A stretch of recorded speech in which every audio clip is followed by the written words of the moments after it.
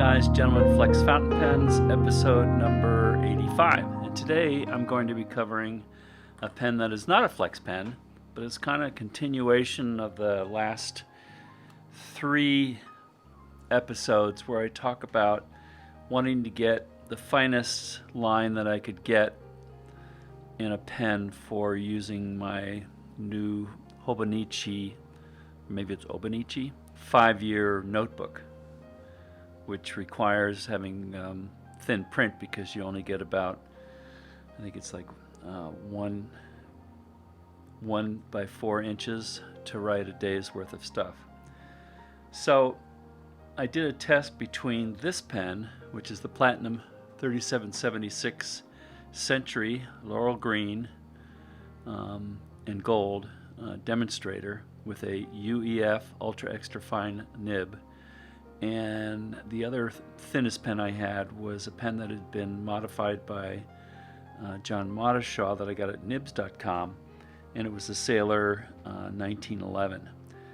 This turned out to be a little bit thinner, and I didn't have to worry about flexing on that small writing area and putting a lot of ink on it. And this was just a better pen, I think, to do that with. And normally I don't have any pens with firm nibs, but this is one, and this is going to be perfect for the use that I want to use it for. A little interesting story. I was in a hurry to get this. I don't know why I'm always in a hurry to get stuff when I want to get it. I'm sure there's some pen lovers out there who get the same sort of feeling. And at first I bought one from Amazon. It had the lowest priced around. I think it was like $126, and it's sold by a company called Best Shop One, and they're in Japan. And it came in the same box. This is the one that I eventually got from Goulet Pens, along with a lollipop and a sticker designed by his is it 6 or 8 year old daughter, something like that. But when I opened up the other one from Amazon, there was a big ink stain here. In addition to that, it was advertised to not have a converter in it. This one, though, came with a cartridge and a converter. So, nice warranty card. So it had this other stuff, but it had the ink stain and no converter, which was so I had to go buy another converter. So I started using that pen, and it would skip, no ink would come out. I tried washing the nib. I used some real thin brass stock to floss the nib, and none of that worked. The flossing helped a little bit. But I looked at it with that, and it was really weird. The nibs should look, I have only a little skill with writing. They should look like that. And instead, this is an exaggeration, is they look like this. The nibs from this point up had been bent over, and they were very tight together. So anyhow, that was the reason, and I should have just turned around and returned at that point. But I figured, well, I'm going to go ahead and try and fix this. And I got a pliers. I've done this before on other gold nibs. Usually they're really pliable if you put gentle pressure on it. But when I did that, this part just cracked right off. It just snapped. I think the only reason why that happens, I could be wrong, is if you overwork a metal, it can become brittle and hard, and then when you try to bend it, it can just snap off. Or never use a pliers on a nib, which I've heard multiple times before. But I've been able to get away with it with fixing other nibs. So then I turned around to somebody who was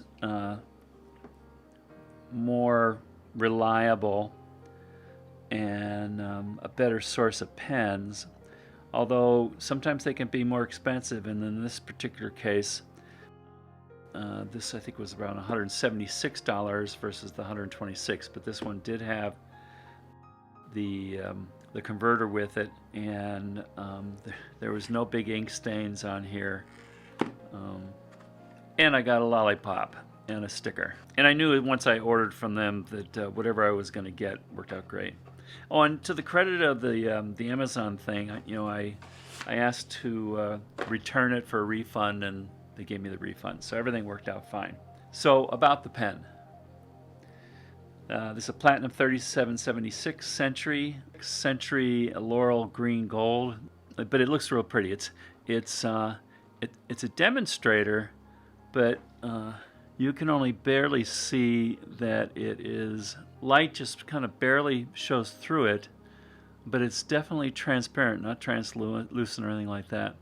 You can see up here their famed slip and seal. I'll talk about that in a second. But it's a UEF. So it's a UEF nib. So the tip is really pretty fine. How fine is it? Well, I used Richard Binder's chart, and it's, if with a light hand, it's needlepoint. It's 4 extra fine, and if I put a little bit of heavier weight on it, so it's like a medium pressure, I get about in between triple extra fine and quadruple extra fine. It's got this.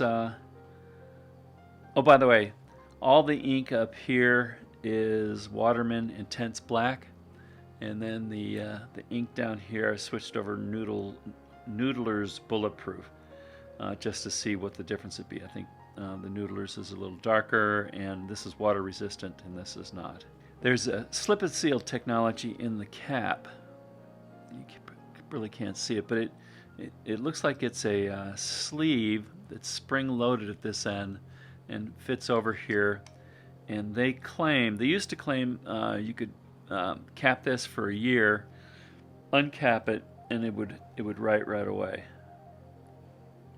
Then they back that up a little bit time-wise and say that it could last up to a year, but 3 to 6 months for sure. It's a beautiful, dark green, transparent resin pen. The length with the cap is 5.5 inches. Uncapped, it is 4.7. And I can write with it like this, but I prefer it, posted. It posts really nicely. You don't have to put that much pressure on it; it stays put. And posted, it is 6.3 inches, which is just really nice. It's got a nice weight to it, nice length. The barrel diameter is almost a half an inch, is about 4.7 inches, and the section's about 0.4 inches. So size-wise, it's just nice. I think it looks good in my hand, in these old hands. So I really kind of like it. Now, in terms of the, let's see if I can open this up a little bit here. You can see the lines are really fine. I did this with kind of light hand. These are light figure eights, and I pushed down a little bit harder here. It's as stiff as a nail. There's no response, and it's really dry. I'll redo some of this stuff here. So, with a light hand, and then I'll do a heavier hand here. So there's a difference, but all this means it's pretty thin. Figure eights with a light hand, figure eights with a heavier hand. It's nice, real dependable. You'd think with something this fine it'd be scratchy, feedbacky. There's a little bit there, but hardly nothing that would bother me. Let's do the full writing example.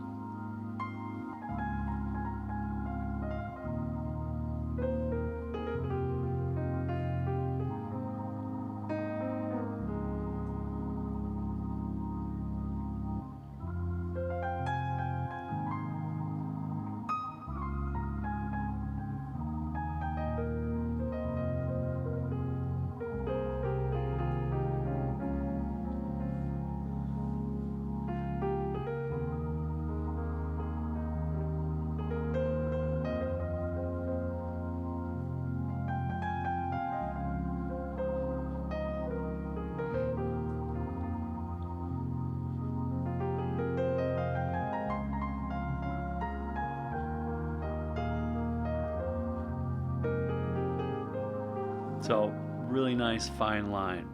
I know a lot of people out there who like the big gushy fat lines will go, oh my god, I wouldn't be able to stand writing with a pen like that, but it's perfect for me, and especially for writing in the Hobonichi. So the Hobonichi lines are just a little bit taller than these lines right here. So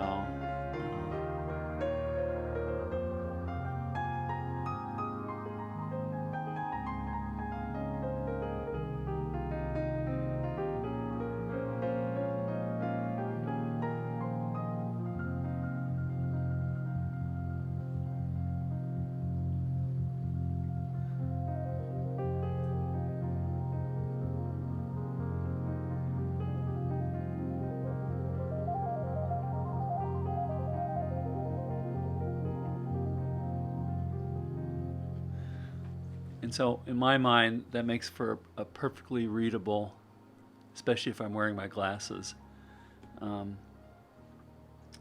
writing style when you don't have a lot of space. So I like this pen. It's not a flex pen, but for this particular application, I didn't really want one, turns out. And it's very pretty, very pleasing to look at. I like the fact that it stays sealed. I've just been using it for 24 hours, so I can't really tell whether that seal works or not, but from what I've read from reviews is that it does work. And isn't that nice to be able to just pick up a pen that maybe had been sitting around for a few weeks or a few months and then just start writing with it. I was just noting on this design here how cool it is. Right here, you have the gold here.